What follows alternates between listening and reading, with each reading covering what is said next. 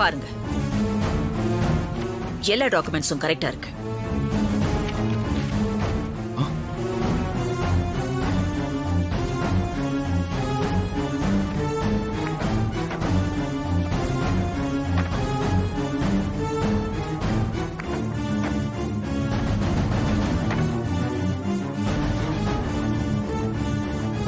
இவரு senior officer இல்ல, Kathukutti officer.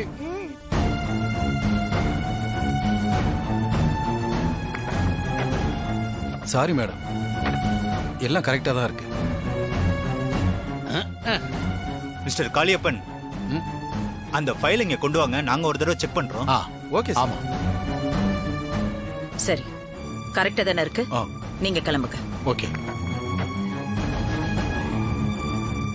ஒரு முடிவுல தான் இருப்பானுங்க போல இருக்குது.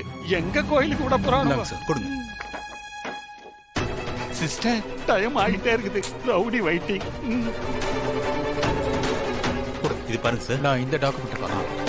அந்த பில் எல்லாம் கரெக்டா இருக்கு. ஓகே, அதை செக் பண்றேன்.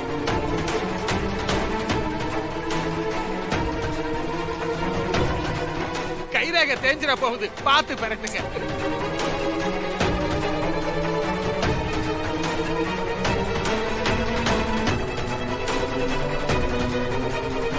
சார், எல்லாம் கரெக்டா தானே இருக்கு. Yes. ரிவைஸ் பண்ணிட்டீங்களா?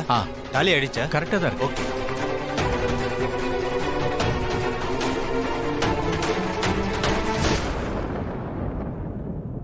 சாரி மேடம், ஃபைல் எல்லாம் கரெக்டா தான் வச்சிருக்கீங்க. நாங்க தான் ஏதோ தப்பான இன்ஃபர்மேஷன் கேட்டு வந்துட்டோம் மேடம். சாரி, எங்களை மன்னிச்சிருங்க. நாங்க கிளம்புறோம் மேடம். சீக்கிரமா கிளம்புங்க, டைம் ஆகுது.